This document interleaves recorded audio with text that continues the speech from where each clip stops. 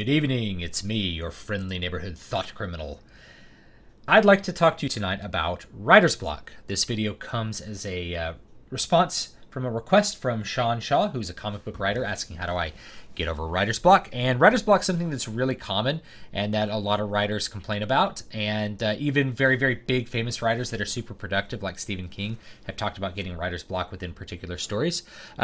What is writer's block? Writer's block is basically you don't know what to do next. You don't know what comes next. You're either stuck on a part in the story or you don't have an idea for your next book or your next story that you're trying to write. As a composer, as a music composer, you can get writer's block and not know what you're supposed to do next, not know what the next phrase is supposed to contain, and can't think of any ideas for how to continue. And you can get artist block too if you're like a painter or a visual artist. You can definitely get artist block and not know what the next thing that you're supposed to do creatively is. And writer's block is very frustrating because creativity for most people is not a switch where you're like, let me turn this on and now I am creative, right? Creativity happens in bursts, and then other times it happens in lulls, and it happens different for every person. Same thing with inspiration, and I'll talk a little bit about like overcoming the problems with inspiration and how to avoid the pitfall of only working when you feel like you must work. But there's lots of reasons that you get writer's block. You may get writer's block because you're at a point in the story where you don't know where to continue. That's the most common place that I see people say I have writer's block, is they've written a story and then they get to a point and they don't know what's supposed to happen next. And this usually happens because you kind of jump into a story with 2 feet, with both feet, because you like the idea of some idea that's in the story that's really inspiring to you. So you jump in, you hit the iron while it's hot. And then you get to a point where the iron's not hot anymore, and you're like, what do I do? I don't know how I'm supposed to finish this story. And so you like rack your brain trying to come up with ideas, or you sometimes you may get writer's block because you're suffering a lack of confidence. You have a collapse of confidence where all of a sudden you're not so sure about the quality of the story you're writing. And I've certainly had that happen to myself, and I've known lots of people that have had that happen. They have a crisis of confidence in the middle of writing a particular work. You may also suffer from apathy. You may get to a point where you just don't care to continue with a particular project that you're doing. And it becomes a burden to try to finish it. It becomes a burden to try to complete whatever you're working on. And so apathy can cause writer's block. But whatever the cause of writer's block, I'm going to give you 5 ways that you can hopefully bust through that and get back to finishing your project and hopefully do it at a high quality.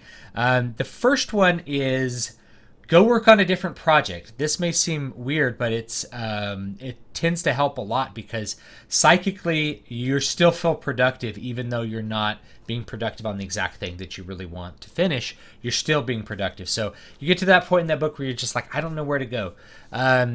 Put that, close that document, put that to the side. Work on some other project or some other idea you have. Start working on that and spend your time working on that other project. And you'll find just the time away from the first project will alleviate a lot of the frustration. When you go back to it, you may have better ideas about how to come up with it. And it also just buys you time to think of stuff for how to continue it without you feeling like you're wasting every day not being productive. You're still being productive, but yeah, you're not finishing the project you want to finish, but you are still trying to develop ideas that are hopefully going to make it good and make you able to finish that project. Number 2 is go recharge your batteries by consuming some other media. This is something that a lot of really, really highly productive creative professionals will say that you must do, is that if you are a writer, you need to be reading in whatever your medium is. So if you're a comic book writer, you need to be reading comics. You need to be reading manga or whatever graphic novel formats that appeal to you and are part of your art. If you're a novel writer, you need to be reading novels. And if you're trying to write screenplays or teleplays, you need to be consuming that media as well. And you should be consuming them crossways. Like you should be able to play a game and get ideas for how you want to write a book. Those things can definitely cross-pollinate.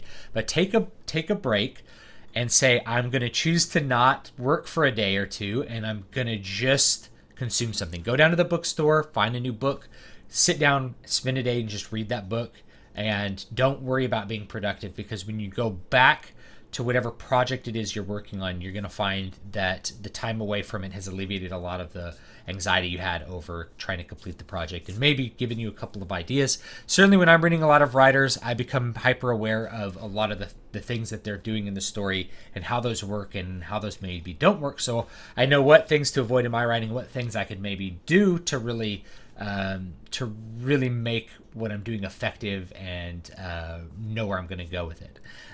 The number 3 idea that you can have is to change your location, change your physical location, change what your environment of what you're doing it in. This is why you see like a lot of writers at Starbucks, as cliche as it is it's just a different place other than your office that you can work. And in a lot of cases, your writer's block may come from an excess of distractions that can hold you back. You may have the Facebook open, someone may be messaging you all the time, you may have your phone out, right? And so just getting away to a different location where you don't have, the cats need to be fed or whatever else needs to happen at your house. Just getting to a different location sometimes will really free your mind up to focus on what you need to do to go forward. So the number 3 one is try changing your location. And number 4, this kind of goes with it, try changing your productivity routine, change your productivity hygiene, as I like to call it, which includes, decide I'm going to work from this time to this time, and really dedicate yourself and focus on that work. Close off the other stuff and really try to be good at it. This is the thing that I really struggle with right now because I'm out for my normal work routine. I haven't gotten back into it. I've got a million things going on with family. I've been traveling and doing all kinds of other things. It's been almost impossible to have good work hygiene in the last couple weeks and last month with me. But I'm constantly trying to improve those habits so that I could be more productive and finish the things that I want to finish, and avoid feeling like my wheels are spinning or I'm just stuck and I'm not progressing with a project. So number 4 is improve your productivity routine. For that, I really recommend pick a time that's going to be your time to work, and stick to it every single day. Looking back, I've actually lost relationships because I refuse to break my productivity routine for social engagements. So, I've had, a girl call me and be like, well, you should come hang out tonight.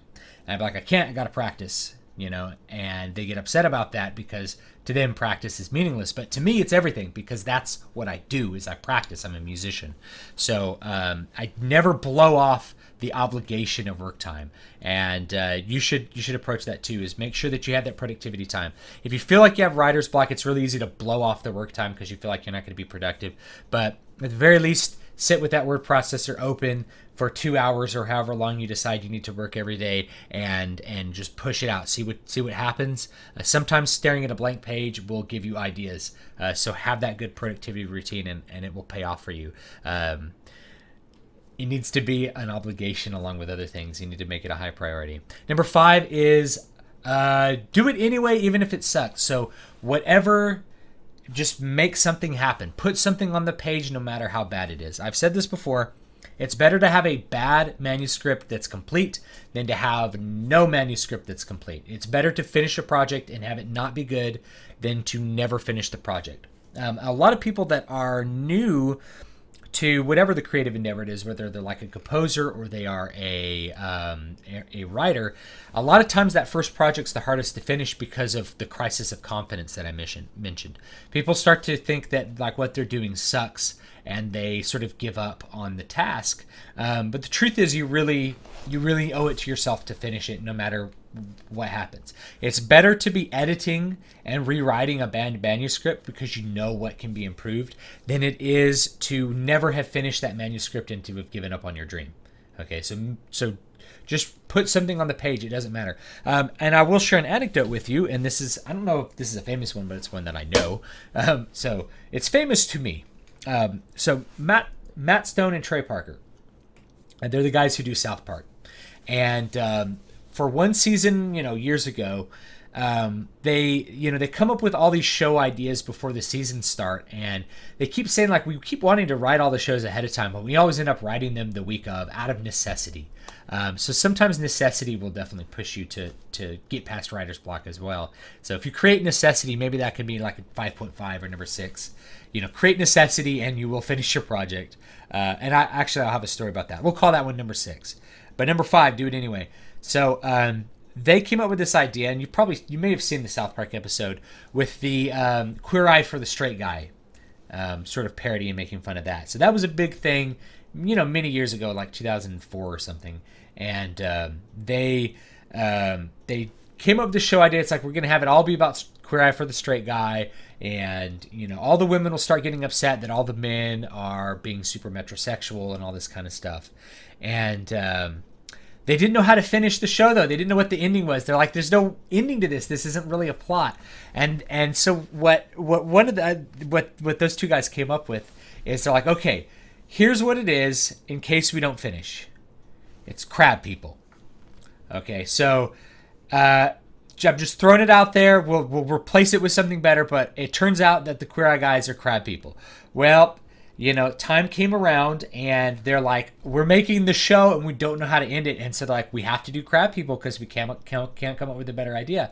So they just put it out there, and they had the crab people in it, and it turned out to be very, very funny when the crab people came out. It was like a shock. It was this non sequitur feeling, kind of like when something random happens in like Family Guy. People often really think that that's funny when they really take the randomness to the extreme. So it was something that was very unexpected, and I think it ended up making the episode quite a bit better than it could have been, like more memorable, because they even had little songs that they made up for the crab people, like crab people. So crab people, the moral of the story is crab people. Do it anyway, even if it sucks. Make it crab people. Do something zany off the wall if you have to, but just finish whatever the project is, and you'll be glad you did, because at the very least, if it sucks, you know what to fix about it. Okay, and so I guess number 6, the added one, is necessity is the mother of invention. If you create necessity for doing something, you will find a way to do it. And I can attest to this personally. Is I publish all my stuff serially before I put it out in like a more complete novel form. And the reason for that is that if you have an update schedule, and people will say this about doing YouTube videos, and I don't really have a YouTube update schedule. I just do them when I can do them. And that's because YouTube is not like, it's my life's kind of chaos right now, so I just can't make it like a regular. I can't have good work hygiene on it. But anyway, if you have an update schedule, if you're like, I have to come out with an update every single day, and for a long time, and I took a break for a couple months, but for a long time I came out with 1,000 words every single day, Monday through Friday. So 5 days a week, 1,000 words minimum. That meant my minimum productivity level for any given day was 1,000 words. Right? And that will keep you going. If tomorrow I have to turn this in, it's kind of like turning in that term paper, right? You're like, at a certain point, you have to do it, and it doesn't matter if it's not quite up to the total standards. It's better to have it done and then edit it later than it is to just not have it done. So creating necessity for it, creating an update schedule for whatever you're doing will force you to finish projects as well. And so when you have to do it, you're going to bust through the writer's block because you don't have any other option to do it. So I've ordered those things in the order of like, the most gentle to perhaps the most attacking the problem head on and forcing yourself to do it. But it's a really, really common problem, and a lot of people tend to have an ego crisis when they can't come up with any ideas or they can't organize their thoughts. It's tough. For me, I can say often people say, like, how do you come up with all your ideas? I'm like, I don't know, but I have a lot of them. I have never in my life had time on my hands and not known what to do with it. Never in my life have I ever had, here's time for me to work and I have no ideas in my head. I have never had that happen. I've got a queue of so many books to write and so many ideas that I don't think I'll ever finish it. I think I will die before I finish all the books that I want to write. In fact, I'm almost certain I will, just as most authors really do. But that queue is massive, and I always have something new to work on at any given moment that I'm doing. And there's always work to do. So I never have writer's block in the sense that I don't have an idea for what's next, or I don't have an idea of what my next project's going to be.